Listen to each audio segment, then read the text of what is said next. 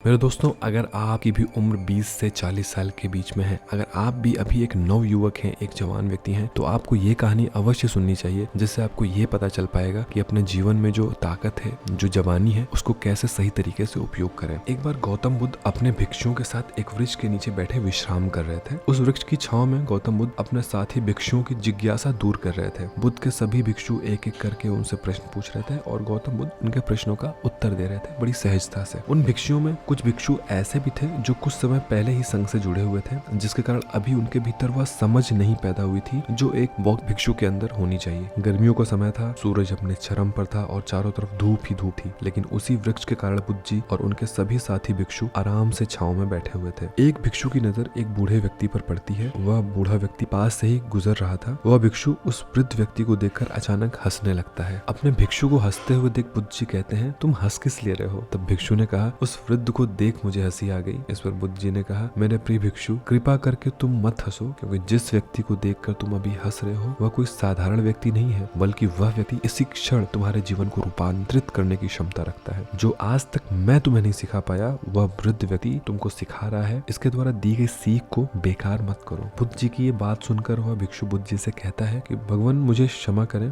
पर मुझे ये समझ नहीं आ रहा है कि जो बूढ़ा व्यक्ति खुद अपने शरीर से, अपनी बीमारियों से लाचार है, वो मुझे क्या सिखा सकता है? फिर बुद्ध जी ने उस भिक्षुक से कहा, ये बूढ़ा व्यक्ति आपका भविष्य दिखा रहा है। जिस बुढ़ापे को और लाचारी को देखकर आप अभी हंस रहे हो, वो बुढ़ापा और लाचारी आपके जीवन में भी आने वाली है। वह बूढ़ा व्यक्ति आपसे कह रहा है कि अभी समय है इस स्वस्थ शरीर का अच्छे कर्म करने के लिए उपयोग करो। एक बार ध्यान से फिर से सुनिएगा, अभी समय है इस स्वस्थ शरीर का अच्छे कर्म करने के लिए उपयोग करो। अगर तुम्हारा ये स्वस्थ शरीर तुम्हारे हाथ से निकल गया तो फिर से वापस नहीं आएगा, और अभी ये पूरा शरीर सही से काम कर रहा है, जैसे कि तुम्हारे हाथ, पैर, आंख, कान और सभी अंग सही से काम कर रहे हैं। क्या यह छोटी बात है? और क्या तुम इसे मामूली सी बात समझ रहे हो? यह घटना कोई साधारण घटना नहीं थी। ठीक इसी तरह की घटना ने मेरा जीवन बदला था। फिर वह भिक्षु बुद्ध जी से क्षमा मांगता है और कहता है, भगवान, मेरे मन में यह विचार ही नहीं आया कि मैं उससे कुछ सीख सकता हूँ। उसे देख बस मुझे हंसी आ गई। इस पर बुद्ध जी ने कहा, ऐसा इसलिए हुआ क्योंकि तुम्हें अपने भीतर कहीं न कहीं ये लगता है कि जिस स्थिति में वह वृद्ध व्यक्ति है, उस स्थिति में तुम कभी आओगे ही नहीं। जिस बुढ़ापे का और लाचारी का सामना आज वो बूढ़ा व्यक्ति कर रहा है, तुम्हें लगता है कि उसका सामना तुम कभी करोगे ही नहीं। तुमने सत्य को नजरअंदाज किया है। अगर तुम सच्चाई देख लेते तो चाह कर भी अपने आंसुओं को रोक नहीं पाते वत्स, परंतु तुमने सत्य को अनदेखा कर दिया और तुम बहुत ही बड़ी संभावना से चूक गए। और बुद्ध जी की ये बातें सुन वह भिक्षुक उस वृद्ध व्यक्ति से क्षमा मांगता है और यह निश्चय करता है कि वह अपने स्वास्थ्य का उपयोग अहंकार को बढ़ाने में नहीं, बल्कि परम सत्य को पाने में करेगा। तो मित्रों, इस कहानी का जो सार है वो यही है कि अभी आप यंग हो, अभी आप नवयुवक हो, आपके अंदर असीम साहस है, आपके अंदर असीम शक्तियां हैं। अपने शरीर का उपयोग अच्छे कार्यों को करने के लिए करो। अपने शरीर का उपयोग गंदी वीडियोस देख के, अश्लील साहित्य पढ़कर और तमाम तरह की गंदी गतिविधियों में इंडल्ज होके